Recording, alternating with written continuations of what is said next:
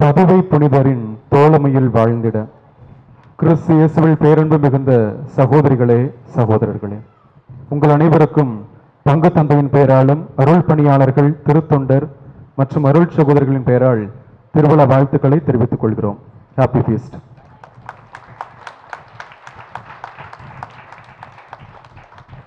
இந்த புனிதர் இந்தியாவிற்கு வந்தது கிடையாது. வாழ்ந்த காலம் வெறும் 36 ஆண்டுகள் தான். அருள் பணியாளராக இருந்தது வெறும் 24 ஆண்டுகள், 12 ஆண்டுகள் தான்.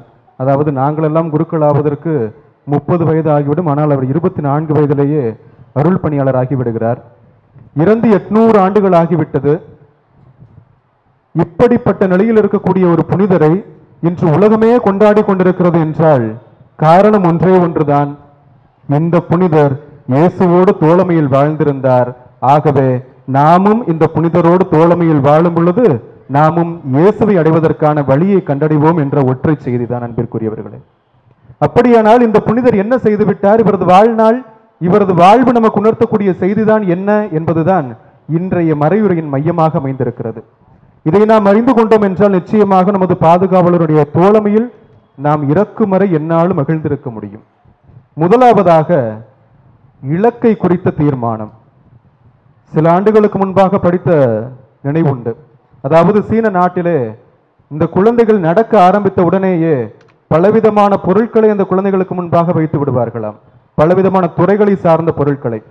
அப்பொழுது அந்த குழந்தைகள் நடந்து சென்று எந்த பொருளை தொடுகிறார்களோ, அதாவது மருத்துவம் சார்ந்த உபகரணங்கள், நீதித்துறை சார்ந்த உபகரணங்கள், காவல்துறை சார்ந்த உபகரணங்கள் என்று பல்வேறு துறை சார்ந்த உபகரணங்கள், எதை முதலில் தொடுகிறார்களோ அதை சார்ந்த படிப்பைத்தான் அந்த குழந்தைகளுக்கு பிற்காலத்தில் வழங்குவார்கள் என்று சில ஆண்டுகளுக்கு முன்பாக வாசித்த நினைவுண்டு.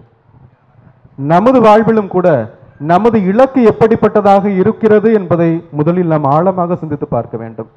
காரணம் என்னவென்றால், இந்த புனிதரும் கூட தனது இளம் வயதிலேயே தனது இலக்கை மிகவும் நேர்த்தியாக தீர்மானித்திருந்தார். தனது 15வது அகவையை தொடும் பொழுது நான் இறைவனுக்காகத்தான் என் வாழ்க்கையை நான் ஒப்பு கொடுப்பேன் என்ற அந்த தீர்க்கமான முடிவுதான் அவரை இறுதி வரை கரம் பிடித்து வழிநடத்தியது. 15வது அகவையில் அவர் முதலாக அகஸ்தின் துறவர் அவைக்கு செல்கிறார். இந்த அகஸ்தின் துறவர் அவைக்கும் இப்போது இருக்கக்கூடிய திருத்தந்தைக்கும் ஒரு தொடர்பு இருக்கிறது. என்ன தொடர்பு? யாருக்காவது தெரியுமா? திருத்தந்தையின் பெயர் என்ன? 14ஆம் லியோ. இந்த திருத்தந்தைக்கும் அகஸ்தின் துறவர் அவைக்கும் ஒரு தொடர்பு இருக்கிறது. என்ன தொடர்பு? திருத்தந்தை லியோ அகஸ்தின் துறவர் அவையை சார்ந்தவர். ஆக முதலாவதாக இந்த பெர்னாண்டோ என்ற இளைஞனும் கூட, இந்த சிறுவனும் கூட, அந்தோனியாருடைய இயற்பெயர் பெர்னாண்டோ, இந்த சிறுவனும் கூட முதல் முறையாக இந்த அகஸ்தின் துறவர் அவைக்குத்தான் செல்கிறார். ஆக தனது இலக்கு என்பது மிகவும் தீர்மானிக்கப்பட்ட தெளிவான இலக்காக இருக்கிறது. அந்த இலக்கை நோக்கி அவர் பயணிக்கிறார். நான் நிச்சயமாக ஒரு அருள் பணியாளர் ஆவேன் என்று. இந்த சூழலில் தான் இலக்கில் மற்றும் ஒரு ஆழமான ஒரு தீர்மானம் எடுக்கப்படுகிறது. குறிப்பாக அன்னை தெரேசாவை குறித்து சொல்வார்கள் அல்லவா, அழைப்பில் அவர் மற்றொரு அழைப்பை பெற்றார் என்று. அவர் அருள் சகோதரியாக மாறுகிறார். ஒரு ரயில் பயணத்தை மேற்கொள்கிறார். சாலையோரம் பார்க்கிறார். அங்கு ஏழை எளிய மக்களை பார்க்கிறார். மிகவும் பிற்படுத்தப்பட்ட மக்கள், உணவிற்கே கஷ்டப்படக்கூடிய மக்களை பார்க்கிறார். அப்பொழுது ஒரு முடிவு எடுக்கிறார். நான் 4 சுவர்களுக்குள் இங்கு இருக்கக்கூடிய பிள்ளைகளுக்கு கற்பிப்பது மட்டும் எனது கடமையாக இருக்காது, மாறாக இதை தாண்டி இந்த சூழலில் வாழக்கூடிய, மிகவும் பிற்படுத்த சூழலில் வாழக்கூடிய இந்த மக்களுக்கு உழைப்பதுதான் எனது பிரதான இலக்காக இருக்கும் என்று முடிவெடுத்தாரே, அதே போல இந்த சிறுவனும் கூட தனது இலக்கை மாற்றிக்கொள்கிறார். எப்போது என்றால், ஒரு செய்தியை கேள்விப்படுகிறார். மொராக்கா தீவு, அந்த தீவில் பிரான்சிஸ்கன் துறவர் அவையை சார்ந்த 5 துறவிகள் இயேசுவை பற்றி, இயேசுவை அறியாத மக்களுக்கு போதிக்கும் பொழுது அவர்கள் மறைசாட்சியாக கொல்லப்பட்டார்கள் என்று. இந்த செய்தியை கேட்டதுதான் தாமதம். நான் நிச்சயமாக எனது அறிவு சார்ந்த பணியை மட்டுமல்ல, மாறாக எனது உயிரையே இந்த இயேசுவுக்காக கொடுப்பேன் என்று தனது இலக்கிற்குள் ஆழமான இலக்கை தேர்வு செய்து கொள்கிறார். அந்த தேர்வின் காரணமாகத்தான் அவர் பிரான்சிஸ்கன் துறவர் அவையில் சேர்கிறார். இது நமக்கு உணர்த்தக்கூடிய செய்தி என்னவாக இருக்கிறது? இங்க இருக்கக்கூடிய எல்லா பிள்ளைகளுமே, எல்லா ஆண் பிள்ளைகளும், எல்லா பெண் பிள்ளைகளும் அருள் சகோதரிகளாகவோ அல்லது திருத்தந்தை அருள் பணியாளர்களாகவோ மாறிவிட முடியாது. ஆனால் நாம் எப்படிப்பட்ட மனிதர்களாக இருக்க முடியும் என்றால், இந்த சமுதாயத்தில் எங்கெல்லாம் மக்கள் துன்பப்படுகிறார்களோ, யாரெல்லாம் தேவையில் இருக்கிறார்களோ அத்தனை பேருக்கும் உதவி செய்யக்கூடிய நிலையில் நம்மால் இருக்க முடியும். குறிப்பாக நேர்மைக்கு பெயர் போன திருவாளர் சகாயம் IAS அவர் முதல் முறையாக பணிப்பொறுப்பேற்கிறார். அப்பொழுது பணிப்பொறுப்பு ஏற்ற பொழுது தனது இருக்கைக்கு பின்பாக இவ்வாறாக எழுதியிருந்தாராம்: if you have power, use it for the poor. ஒருவேளை உங்களுக்கு அதிகாரம் இருக்கிறது என்றால் அதை ஏழை எளிய மக்களுடைய ஈடேற்றம் காண வேண்டும் என்பதற்காக நீங்கள் உழைக்க வேண்டும் என்ற அந்த வாசகத்தைத்தான் தனது முதல் முறையாக எழுதி வைத்தாராம். அதன் பின்பாகத்தான் தனது பணி வாழ்விலே லஞ்சத்தை ஒழித்து நெஞ்சத்தை நிமிர்த்த வேண்டும் என்றெல்லாம் அவர் தனது இலக்கை மாற்றினாலும் கூட இறுதி வரை ஏழைகளுக்காக உழைத்தார் என்பது அவரது வாழ்வின் வழியாக நாம் அறிந்து கொள்கிறோம்.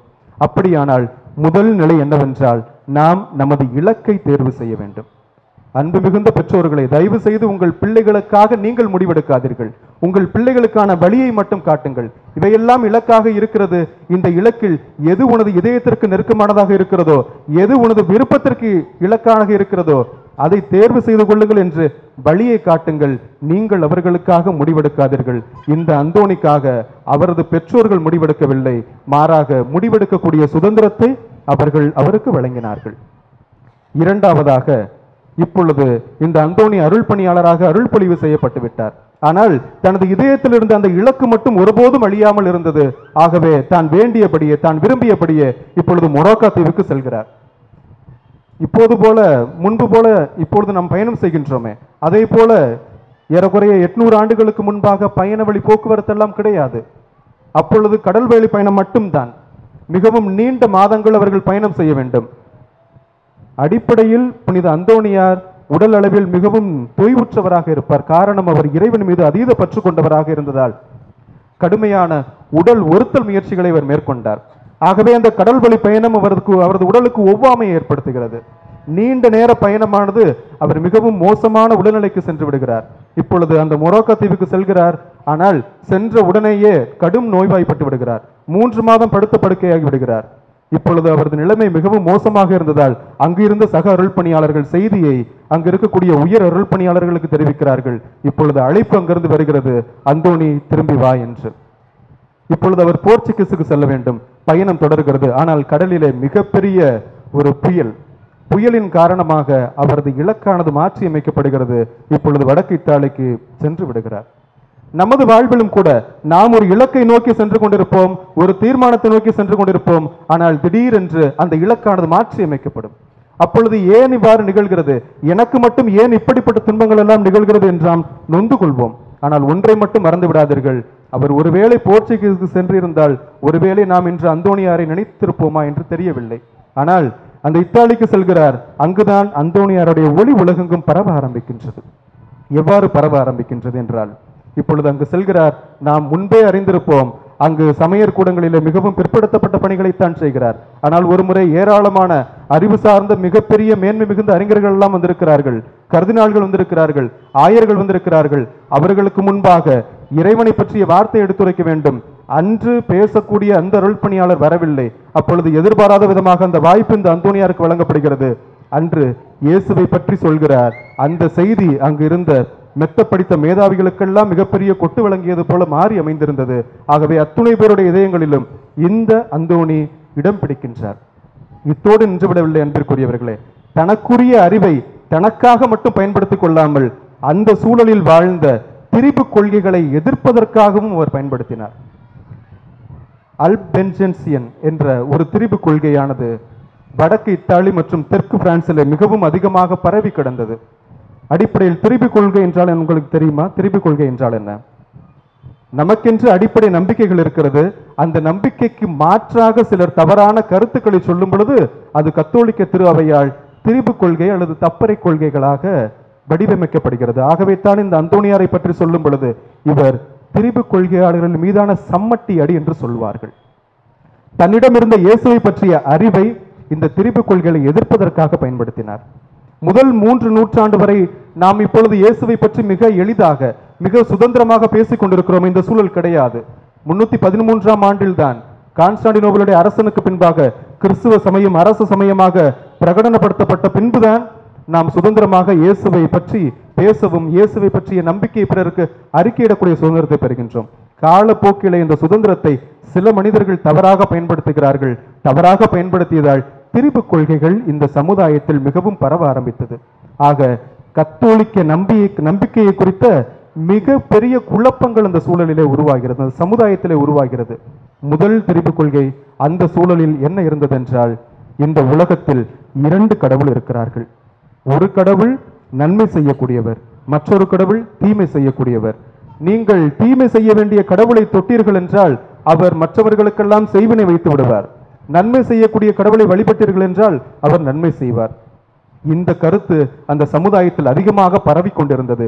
இந்த சூழலில் தான் எந்த அந்தோணி சொல்கிறார், ஒரே கடவுள் தான் இருக்கிறார், அவர் 3 ஆட்களாக இருக்கிறார் என்று மிகவும் ஆழமாக எடுத்துரைக்கிறார். அன்பிற்குரியவர்களே, இன்றும் கூட இந்த சிந்தனை நமது சமுதாயத்திலும் பரவி கிடக்கிறது.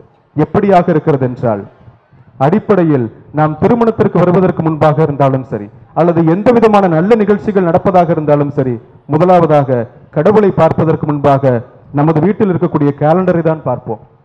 நல்ல நேரம் எதுவாக இருக்கிறது, முகூர்த்த நாட்கள் எதுவாக இருக்கிறது என்று ஒரு சாரர் பார்ப்போம். மற்றொரு புறம் திருமணம் நடப்பதற்கு முன்பாக அங்கு இருக்கக்கூடிய அந்த ஜாதக புத்தகங்களை எல்லாம் எடுத்து செல்வார்கள். இப்படியாக இந்த கடவுள் மீதான இருக்கக்கூடிய நம்பிக்கையை விடுத்துவிட்டு நாம் பலவிதமான பிற்போக்குத்தனமான சிந்தனைகளால் நாம் மூழ்கி கொண்டிருக்கிறோம்.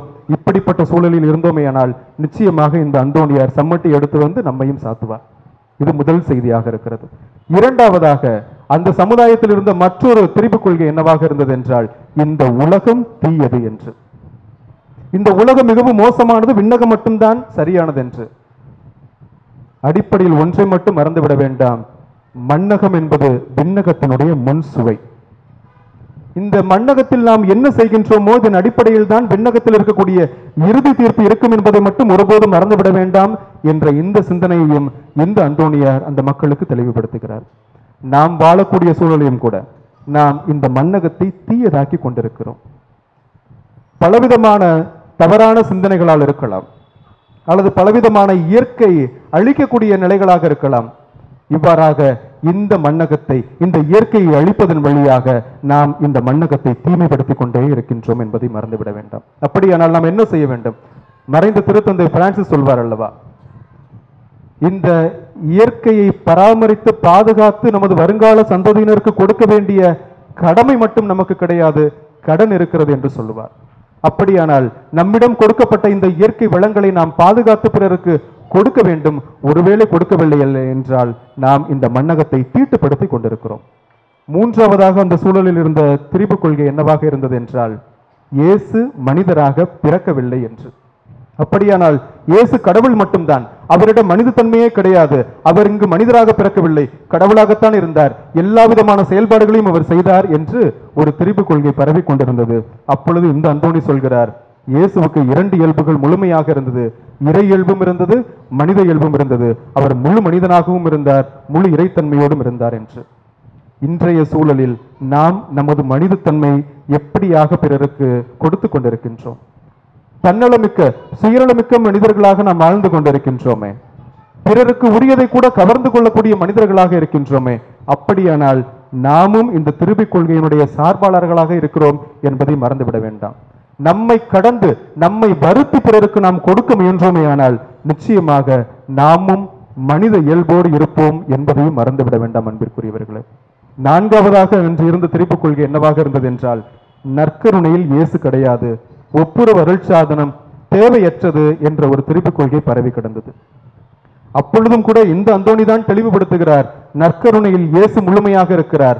ஒப்புரவு அருட்சாதனத்தின் வழியாக மக்களுடைய பாவங்களை மன்னிப்பதற்கு ஏற்ற அந்த ஆற்றலையும் அதிகாரத்தையும் இயேசு அருள் பணியாளர்களுக்கு நேரடியாகவே வழங்கியிருக்கிறார் என்று விவிலிய பின்புலத்திலே தெளிவுபடுத்துகிறார். இன்றும் கூட பல நேரங்களிலே நாம் என்ன செய்கின்றோம் என்றால், புதுநன்மைக்காக ஒருவேளை நமது பிள்ளைகள் வந்தார்கள் என்றால் அடுத்து உறுதி பூசுதலுக்கு தான், அதுக்கப்புறம் பார்த்தோம்னா திருமணத்துக்கு தான். இப்படிப்பட்ட நிலைமைகள் இன்றும் நிகழ்ந்து கொண்டுதான் இருக்கிறது. இன்றும் கூட ஒப்புரவு அருட்சாதனம் மிகப்பெரிய கேள்விக்குறியாக இருக்கிறது. நான் என்ன பெரிய தவறு செய்து விட்டேன், இதெல்லாம் போய் பார்த்துட்டு சொல்லணுமா என்ற மனநிலை இருக்கிறது.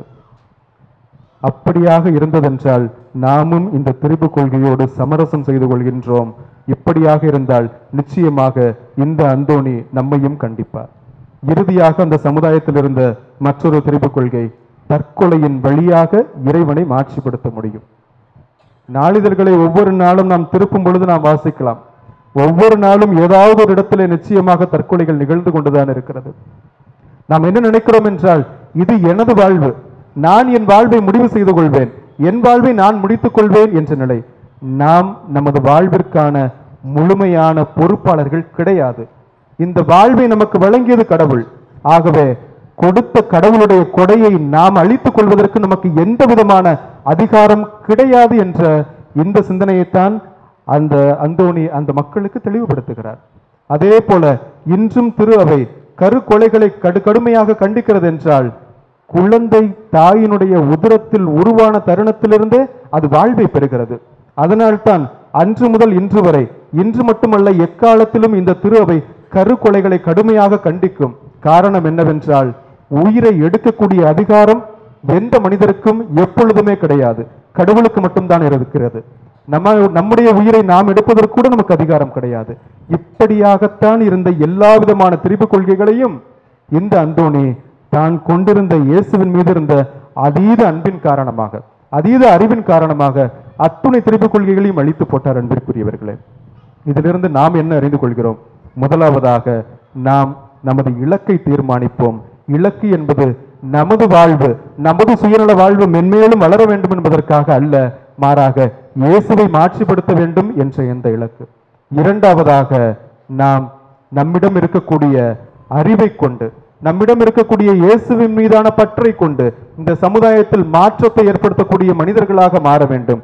இந்த காரணத்தினால்தான் இறந்து 800 ஆண்டுகள் ஆகியும் கூட இந்த புனிதர் அழியா நாவை கொண்டிருக்கிறார் என்றால், அவர் பேசிய உண்மையின் நிமித்தம், அவர் அறிவித்த இறைவார்த்தை நிமித்தம், அவர் தனக்குள்ளாக வைத்திருந்த இந்த நற்கருணை ஆண்டவரின் மீதான அதீத பக்தியின் நிமித்தம் தான் அவரை நாம் இன்றும் கொண்டாடி கொண்டிருக்கிறோம். இன்றும் அவரை கோடி அற்புதராக இந்த உலகம் முழுவதும் கொண்டாடி கொண்டிருக்கிறது. ஆக நாமும் இந்த புனிதருடைய தோழமையில் வாழ முடியும். எப்போது என்றால், இவர் பயணித்த இந்த கடுமையான பாதையில் நம்மையே ஒருத்தி, நம்மையே தாழ்த்தி, நமது சுயத்தை அழித்து நாம் இயேசுவினுடைய ஒளியில் நடக்கும் பொழுது, இந்த புனிதர் காட்டிய பாதையில் நமது வழியை வழியமைத்துக் கொள்ளும் பொழுது நிச்சயமாக நாமும் சொல்ல முடியும். தொடர்ந்து மன்றாடுவோம். இந்த புனிதர் என்னாலும் நமது வாழ்விலே ஏராளமான அற்புதங்களையும் அருள் செயல்களையும் செய்து நம் வாழ்வை ஈடேற்றமடைய செய்வாராக.